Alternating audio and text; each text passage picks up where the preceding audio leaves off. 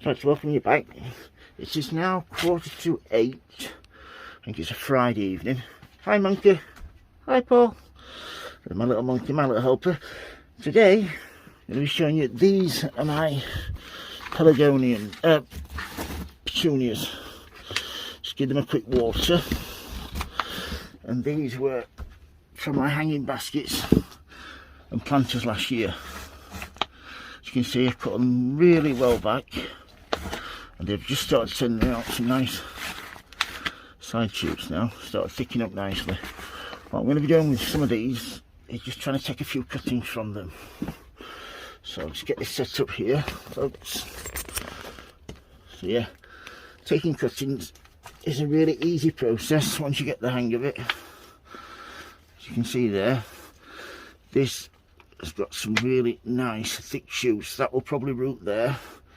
We call layering that, and that's when you, a part of your plant goes underneath the soil, you cover it with a little bit of compost, water it, and it'll send out some side shoots there, so that'll then be a separate plant. This one here, these have been sprayed because they can suffer from powdery mildew when they're outside even, so these were suffering from that from last year, so I sprayed them. As you can see, not a sign of it anywhere now. So yeah, first of all, 9cm plastic pots. All I'll do with these is mix probably 50-50 compost. This is peat based, a little bit of feed in there. And just give it a good mix, and then into your pots like so. For a couple of plants this size, I should only need probably two 9cm pots. This allows plenty of air to circulate. Also, it's really good free draining. It's just a really good all-rounder. I seem to get a better strike rate. More of my cuttings seem to root when I use a mixture of perlite. So I'll just get a pen, like so. It's a little dibber. So first of all, I'll cut these back first. It doesn't matter this time of year, these will grow back so quickly, so I shall cut them probably just there, just nip round here.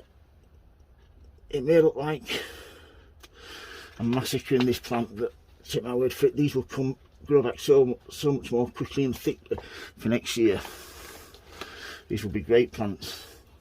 They're probably too thin actually, those to take. You don't want to get them too thin, because then you're just wasting your time. You're just not going to root at all. So these, yeah, should get in there. I'll show you where I've cut them.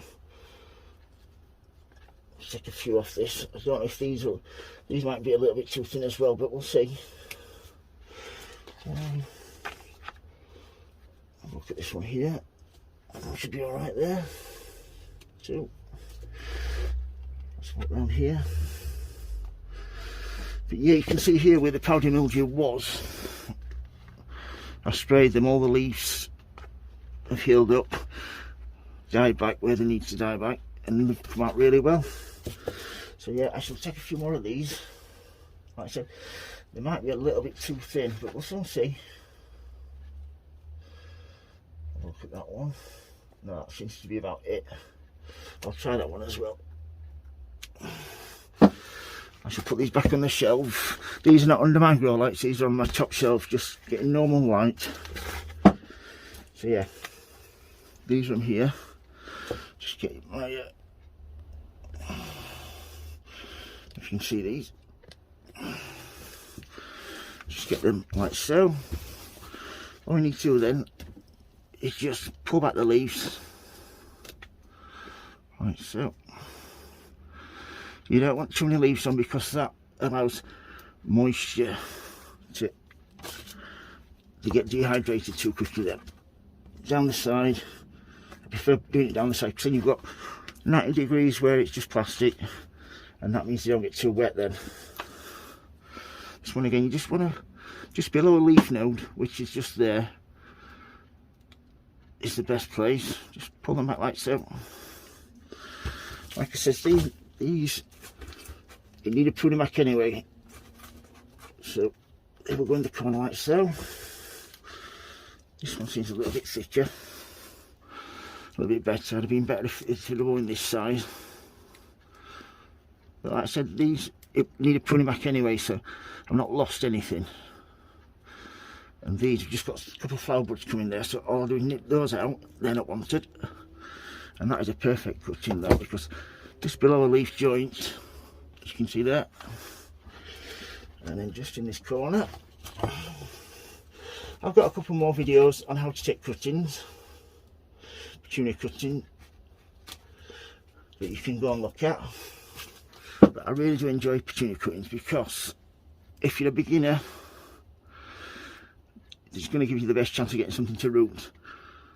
And once you start getting plants to root, you will never stop taking cuttings then at all. Nip the middle out there, and the last corner. Best thing about these, you see, you can do it like this, so you can get 4 per plant pot. A bit further now, that's it. Once you've done that like so, what you want to do then is just give it a generous water from the top. This will then go into a tray, like so. Spin it round into my watering tray there, just until it's wet all the way through.